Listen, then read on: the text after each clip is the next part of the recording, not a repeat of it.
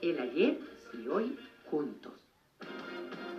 Universidad Católica de Chile Televisión presenta la entrevista de Raquel Correa.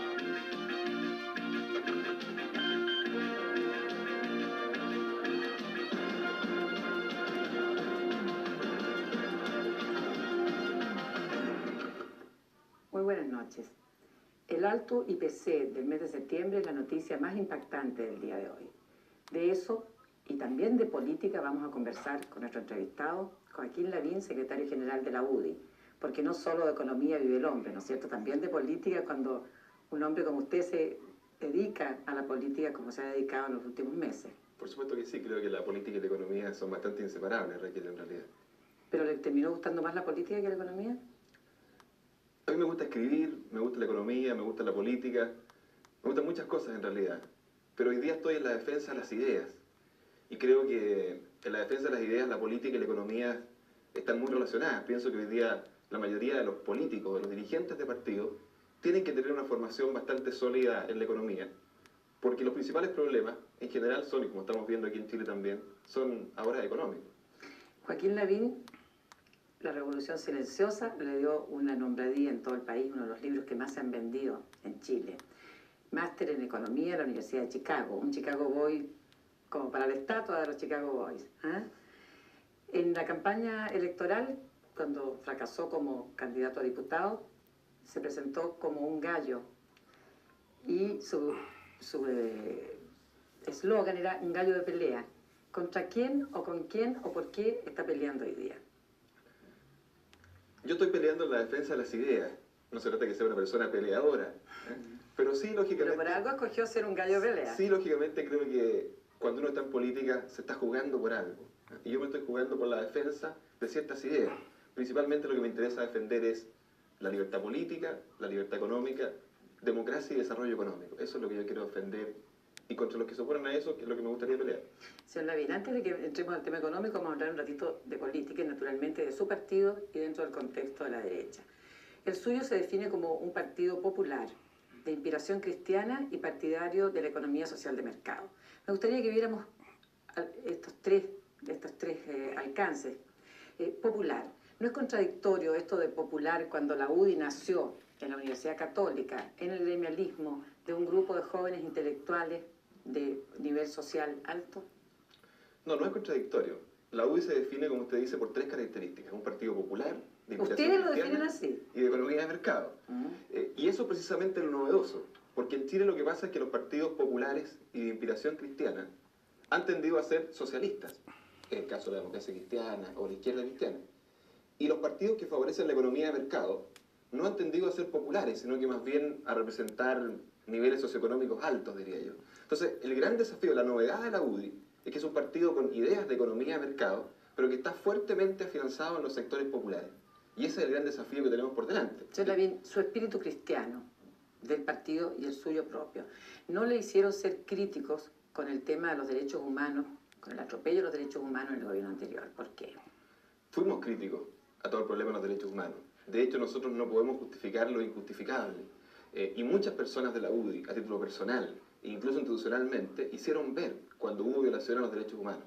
Lo que pasa es que el tema de los derechos humanos en Chile se trata de forma a veces muy unilateral. Porque nosotros reconocemos que hubo problemas de violación a los derechos humanos por parte de organismos de seguridad. Pero también hubo problemas de violación a los derechos humanos por parte del terrorismo. Hubo víctimas de las Fuerzas Armadas, víctimas inocentes del terrorismo. Entonces, cuando hablamos de los derechos humanos, pensamos que el tema debe abordarse en forma global. Y estamos dispuestos como partido, de hecho hemos sido consultados por la Comisión RETIC, que está viendo este problema. De la cual fueron muy críticos ustedes, ¿no es cierto? Pero pensamos que lo está haciendo en forma moderada. Fuimos críticos al periodo que analizó, porque está analizando esa comisión solamente las violaciones a los derechos humanos que ocurrieron del 11 de septiembre de 73 en adelante. Y antes de esa fecha hubo también muchas violaciones a los derechos humanos por parte del terrorismo. Nos habría gustado que se viera todo, pero estamos esperando el informe de esa comisión y hemos colaborado con ella, nos mandó un oficio sugiriendo algunas ideas, se las hemos entregado, creemos que este es un problema común de todos y en definitiva hay que buscar una fórmula para dar vuelta a la hoja y privilegiar, diría yo, el futuro por sobre el pasado. ¿Ese dar vuelta a la hoja sería una amnistía, una nueva amnistía, que cubra todo el periodo? ya hay una ley de amnistía que cubre todo lo ocurrido entre el año 73 y el año 78. Existió otra iniciativa posterior, en que también participaron algunos partidos de la Concertación, que fue el acuerdo marco que se discutió en la Cámara de Diputados. Creo que esa es una opción, a lo mejor se puede revivir, se puede revitalizar. Ahora, si existiera un consenso en cuanto a que una nueva amnistía que cubriera el resto del periodo fuera lo mejor para Chile, pero usted nosotros nos sumaríamos a personalmente eso. está por que no haya castigo, porque no haya investigación, porque no se sepa lo que ocurrió ni quiénes son los autores. No, en ningún caso. Nosotros estamos porque se respete la ley hoy día, es decir, ley de amnistía que cubre el periodo hasta el año 78 Sí. y todo lo que ocurrió posteriormente debe ser investigado y juzgado por ¿Y los está de tribunales acuerdo en de justicia. que esa ley de amnistía impida investigar? Porque una cosa es que impide el castigo y otra cosa es que impide investigar, como lo ha establecido la Corte Suprema en su último. Yo respeto la interpretación que tiene la Corte Suprema. Creo que hay que respetarla y lo que nos corresponde al gobierno y a los partidos políticos es acatarla. Otro de los puntos esenciales de la definición de su partido, la UDI, es el referido a la economía social de mercado. Yo quiero preguntarle si usted está pensando en una economía social de mercado como la que existe en Alemania, como la que existe en otros países o como la que existió durante el gobierno del general Pinochet. ¿Eso es economía social de mercado para usted? Hoy día la economía social de mercado prácticamente existe en todos los países del mundo. Quizás hay algunas diferencias de grado. Creo que la economía que existe en Alemania, que por lo demás ahora es una sola Alemania desde ayer, es prácticamente la misma que tenemos en Chile. Y las ideas socialistas se van a tener retiradas. Yo quisiera mostrarle algo que traje. Pero la pregunta mía iba anotada más bien hacia el aspecto de que si aquí hubo una economía social de mercado, porque la crítica más generalizada es que hubo una economía de mercado, pero que lo social no quedó una enorme deuda social. Yo creo que hay una economía social de mercado en Chile. Yo le quiero mostrar algo que me trajo una persona desde Europa. ¿Un ¿Sabe lo que pedazo es del esto? muro de Berlín? Exactamente, es una piedra. Pero no es una piedra cualquiera. Es una piedra del muro de Berlín que se derrumbó. ¿Y por qué la traigo? Porque lo que pasa es que esto es lo que representa hoy día el socialismo en el mundo. Una piedra de un muro que se derrumba. Y creo que ya prácticamente en materias económicas no hay grandes diferencias. Todavía en Chile hay personas que insisten en volver a recetas socialistas, pero eso es algo que lo podemos hablar después. ¿Qué objetivo preciso impulsa a la UDI a entrar a los sectores populares? Porque ustedes se jactan mucho de tener más arraigo en los sectores populares. ¿Es por un problema doctrinario, es para difundir sus ideas a esos sectores o para contar con una fuerza de choque? No, es porque la izquierda en Chile ha creído siempre que ellos tienen el monopolio de los sectores populares. Y cuando uno habla de las poblaciones del Gran Santiago, por ejemplo, piensa que ahí es un territorio de la izquierda. Eso es lo que ellos creían.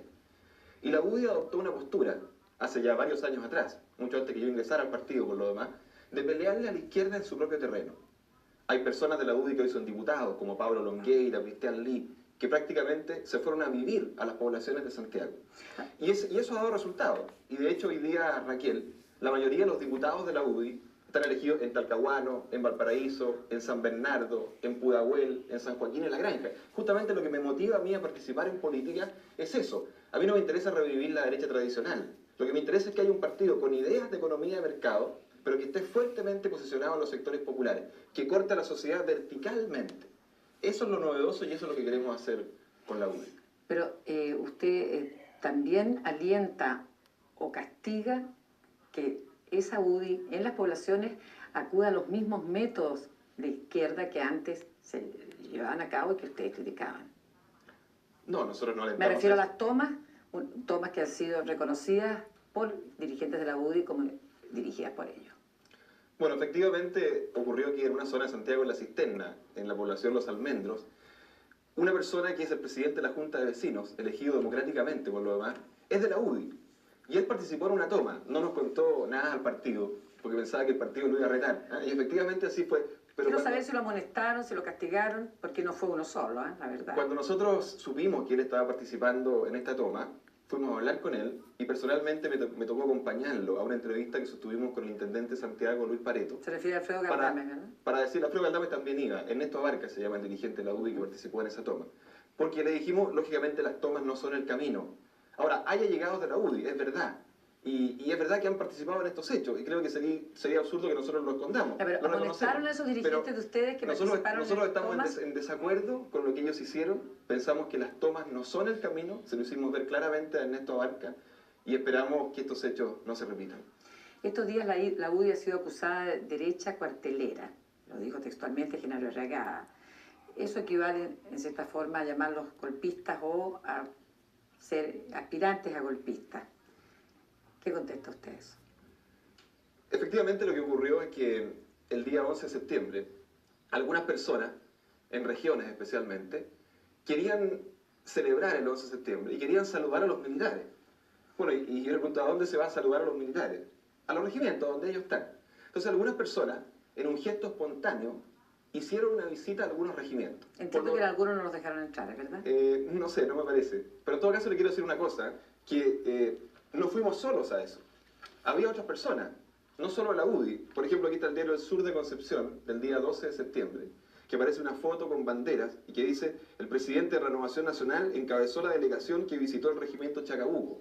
Lo que le quiero decir con esto es que aquí hubo gente de la UDI, de Renovación Nacional, independiente, fue un gesto espontáneo, yo no le doy mayor alcance. Señor Lavín, yo le quiero preguntar, ¿qué había ocurrido, qué alcance le habría dado si hubiese ido a visitar cuarteles el Partido Socialista, Almeida, por ejemplo, en esa o en otra fecha? ¿No lo habrían denunciado ustedes como un hecho peligroso? Habría que ver qué es lo que iba a hacer el señor Almeida allá. Pero en todo caso, Raquel, lo que nosotros hicimos el 11 de septiembre fue una cosa distinta. Lo que nosotros hicimos a nivel de la directiva del partido fue entregar una carta a cada uno de quienes fueron los 4 miembros La originales. directiva, pero en las regiones fueron a los cuarteles y usted mismo lo acaba de Pero fue un reconocer. gesto espontáneo, no tiene mayor alcance político.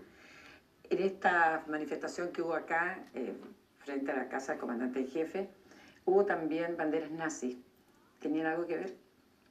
Absolutamente nada que ver. Y lamento que algunas personas hayan tratado de sacar provecho político de una situación que está lejos de ver con nosotros. ¿Pero había o no había? Yo no vi ninguna. No Dicen que había. Pero es lo mismo que pasa que cuando en manifestaciones de la democracia cristiana, de repente hay banderas del MIR.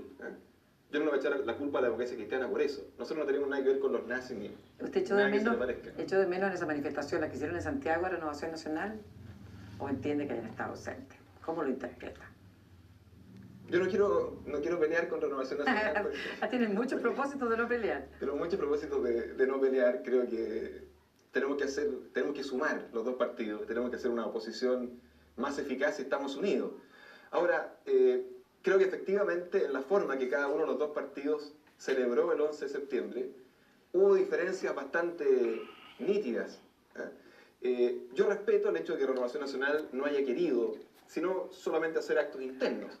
Nosotros al revés, quisimos exteriorizar esto. Eso fue interpretado como que querían querían capitalizar ustedes el gobierno de las Fuerzas Armadas.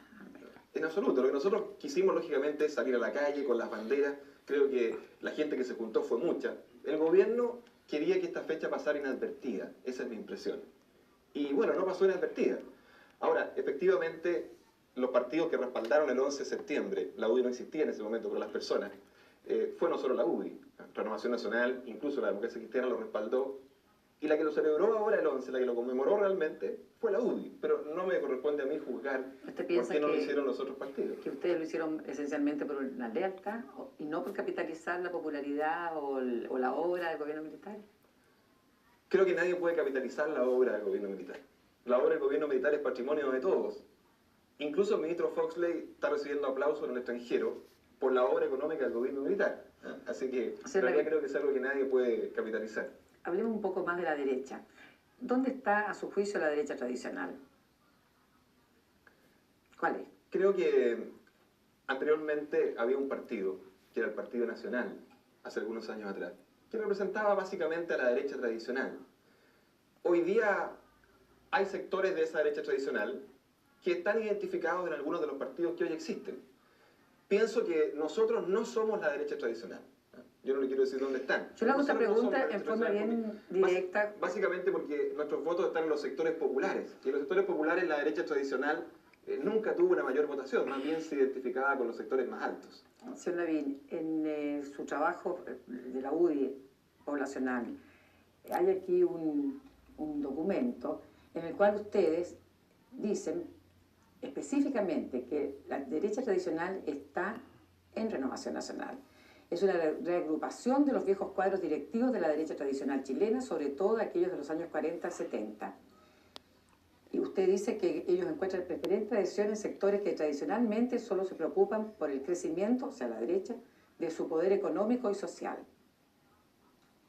¿Usted me quiere hacer pelear? No, no lo quiero hacer pelear, lo quiero definir frente a esto, que es un documento bien importante porque ustedes están difundiendo, o sea, no quieren pelear públicamente, pero están difundiendo en las poblaciones y en otros sectores un documento que convierte a Renovación Nacional en una derecha tradicional, representante del poder económico y del poder social. Más allá de las definiciones, Raquel, veamos las realidades. Creo que efectivamente la derecha tradicional en Chile son los sectores de ingresos más altos. ¿Y dónde uno los puede ubicar geográficamente? Por ejemplo, en Santiago, Las Condes, Providencia, son los distritos más proclives a la derecha. Y esos distritos, como a mí por lo demás me consta personalmente... ¿Usted fue derrotado en ese distrito? Claro, porque perdí en la elección de diputado por Las Condes. Esos distritos de la derecha tradicional son los más difíciles para la UDI. Creo que efectivamente la mayor parte de la gente que se siente de derecha tradicional hoy día está más identificada con Renovación Nacional. Eso es verdad. Ahora, eso no quita que en nuestro partido también haya personas que se sienten muy de derecha y otros que también se sienten de centro. Señor Lavín, llama la atención el lenguaje, más bien marxista, hablando de clases. Dice, ya no son solo las clases elitistas y de poder económico quienes hegemonizan este sector político, o sea, la derecha. Trasciende sectores medios y bajos. Esta categoría... No, yo creo que no corresponde hablar de clase. Lo que es verdad es que la UDI corta la sociedad verticalmente.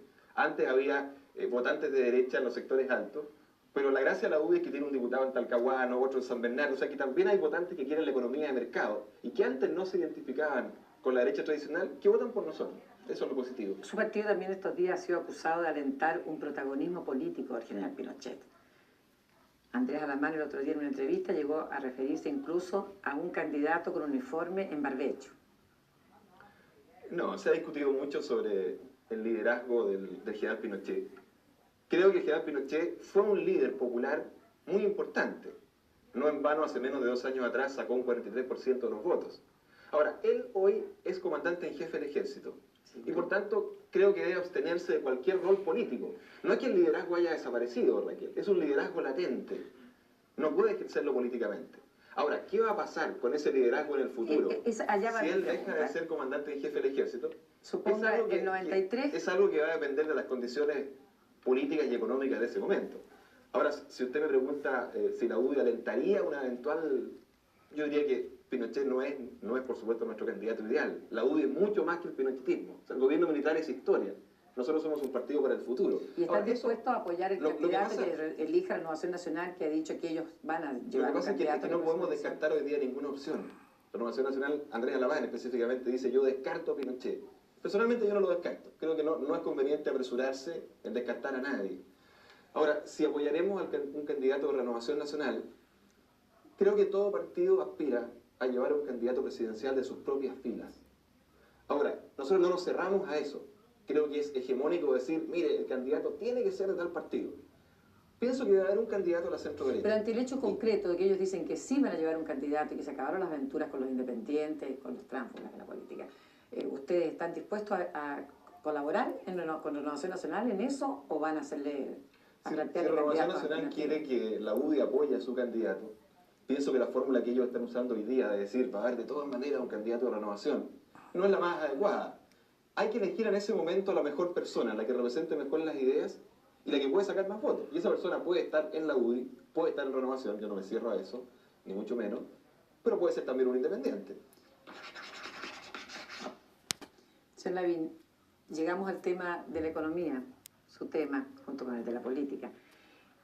Me gustaría escuchar su interpretación, su análisis del IPC de este mes, que según las explicaciones oficiales está muy marcada por el alza del petróleo, por la crisis del Golfo Pérsico. Nosotros hemos dicho que este gobierno es mediocre, y creo que el resultado del IPC que se acaba de dar a conocer prueba esa realidad. Pienso que sería injusto decir a 6 meses de plazo que el gobierno es malo, porque van 6 meses solamente. Pero es imposible, sobre todo a la luz de todas estas cifras, decir que es bueno. Es mediocre. Aquí había un país que crecía al 10%, hoy día crece al 0%. Hay 87.000 desempleados más. Hay un 4,9% de inflación en septiembre. Nosotros pensamos que esto obedece a una mala combinación de políticas económicas. Por ejemplo, se subieron los impuestos.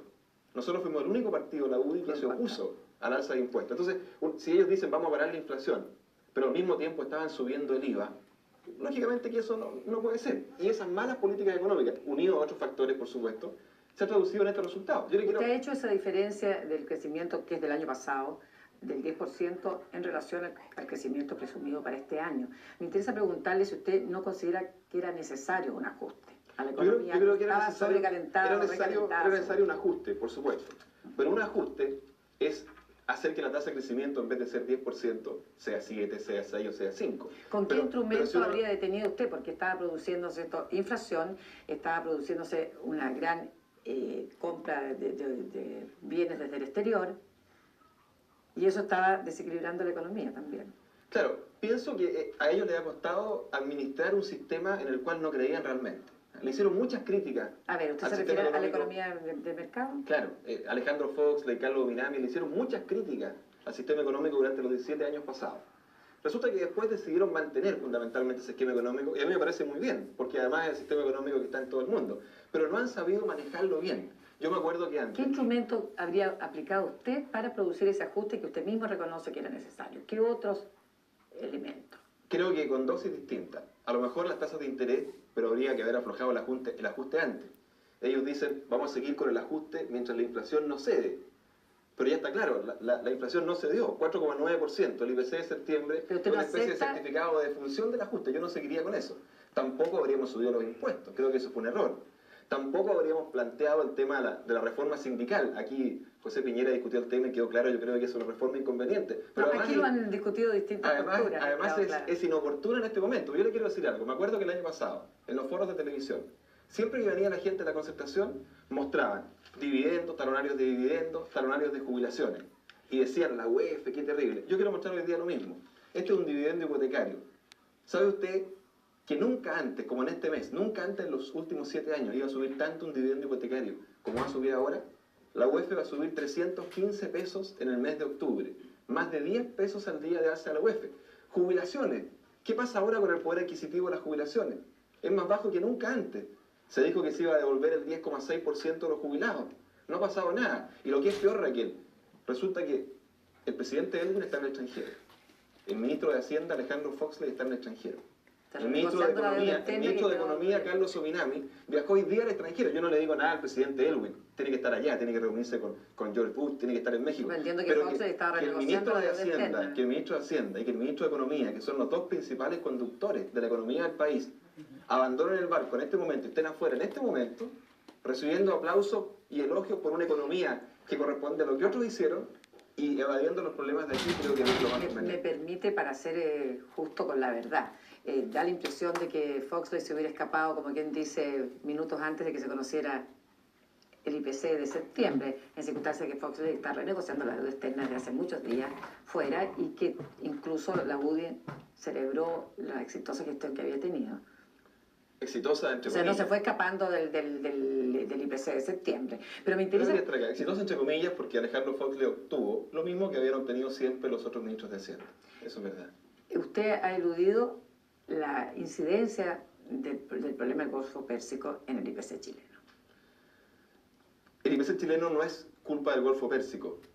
Acaba de dar el INE la cifra, 4,9% en septiembre. Y ellos dijeron, de ese 4,9%, 2,2 es culpa de la benzina, la parafina, el gas licuado. 2,2, menos de la mitad. Pero todo lo otro son factores internos, son políticas económicas inadecuadas. Lo que pasa es que el equipo económico no creía en este sistema. Y ahora lo están aplicando, pero se sentaron en este auto, que es el sistema económico de mercado, pero no saben manejarlo. Entonces lo primero que hicieron fue frenarlo. Crecíamos al 10, no crecemos nada. Es como un auto que va a alta velocidad y de repente frena. Nos pegamos contra la ventanilla. El país se pegó contra la ventanilla. Ese es el problema. Yo encuentro muy bien que Alejandro Foxley... ¿Dónde se habría pegado el país si no se hubiera producido el freno? Se habría pegado. Pero no saben manejarlo. Entonces lo primero que hicieron fue frenarlo. Crecíamos al 10, no crecemos nada. Es como un auto que va a alta velocidad y de repente frena. Nos pegamos contra la ventanilla. El país se pegó contra la ventanilla. Ese es el problema. Yo encuentro muy bien que Alejandro Foxley... ¿Dónde se habría pegado el país si no se hubiera producido el freno? Se habría pegado mucho menos, no nos habríamos pegado. Porque cuando un auto va a 120 kilómetros por hora, como iba la economía al 10%, y a lo mejor hay un bache en el camino, hay que frenar un poco. dejarlo a 90, a 80, pero no parar el auto. Y el problema aquí es que pararon el auto. O sea, lo que yo veo es que afuera se reciben muchos aplausos, pero resulta que aquí adentro están haciendo otras cosas. Por ejemplo, afuera nos aplauden porque Chile privatiza empresas, pero aquí se paró la privatización de empresas. Pero se iba a reanudar, afuera, vamos a ver, ojalá. Afuera nos aplauden porque atraíamos inversión extranjera, pero ahora se están poniendo trabas a la inversión extranjera. ¿Qué trabas? Afuera, por ejemplo, el capítulo 19 de entrada de capitales por renegociación de deuda externa. En primer lugar, ahora se prohibió esa traída de capitales para el sector financiero y se puso un límite mínimo de 5 millones de dólares que entraba. Afuera se nos aplaude porque bajábamos impuestos. Aquí se subieron los impuestos. O sea, en el fondo nos están aplaudiendo por la economía de hace 6 meses atrás. Y el ministro Foxley ha sido elegido presidente del Comité de Desarrollo del Banco Mundial, grandes honores, grandes elogios, pero con lo que había antes. Entonces, con los aplausos que están obteniendo afuera el ministro Foxley, no pagamos aquí los dividendos hipotecarios. Ese es el problema. Pero usted mismo ha reconocido, aquí lo ha reiterado, que era necesario hacer un ajuste. Usted dijo, era indudable que algún tipo de ajuste había que hacer. Lo acaba de repetir. Entonces, la pregunta es, ¿por qué instrumentos? ¿Con qué medios? Si el asunto había, según sus propias palabras, una cantidad de dinero estaba creciendo a tasas muy altas, lo que redundaba en un incremento de la producción y de la inflación y de las importaciones. Claro. Creo que habríamos usado una combinación diferente de instrumentos. A lo mejor las tasas de interés, pero con mucho menos tiempo.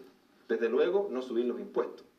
Quizás quitar el impuesto que hoy día hay al combustible, porque resulta que hay un impuesto al combustible que si uno quiere amortiguar el alza de precios, tiene que bajarlo. Quizás reducir aranceles. Lo que yo veo es que al equipo económico le falta imaginación. Yo pregunto, si las AFP no existieran, ¿ustedes creen que Alejandro Foxley las habría creado?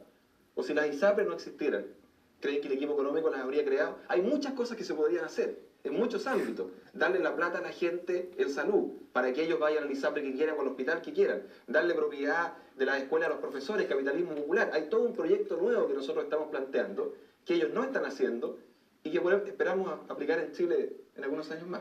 Pero según muchas cuentas y coincidentes, aquí quedó en el país una deuda social muy grave, que efectivamente el avión voló, se alcanzó una velocidad extremadamente alta, pero que se quedaron muchísimos en tierra. ¿Usted no está de acuerdo con eso? O sea, la cantidad de millones de pobres, toda esta marginalidad de la cual usted está preocupado ahora, las poblaciones, los allegados, los problemas de salud, son todos problemas que surgieron en estos 6 meses. Son problemas que se arrastraban desde mucho tiempo, y desde muchos años, yo diría desde siempre en Chile. Y creo que sería absurdo que uno pretendiera esconder esos problemas.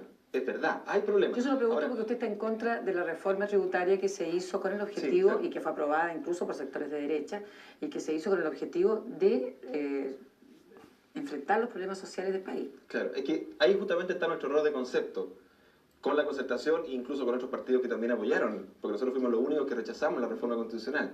Porque ellos creían que dándole más plata al fisco podían después hacer un gasto social y solucionar los problemas de los más pobres.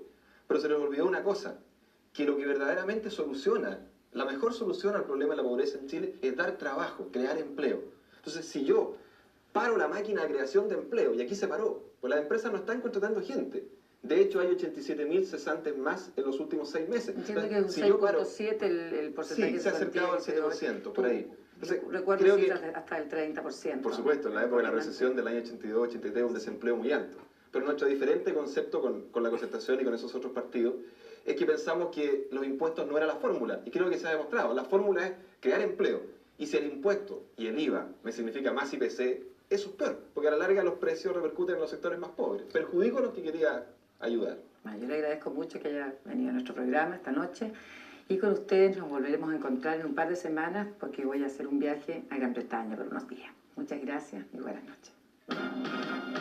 Universidad Católica de Chile Televisión presentó la entrevista de Raquel Correa.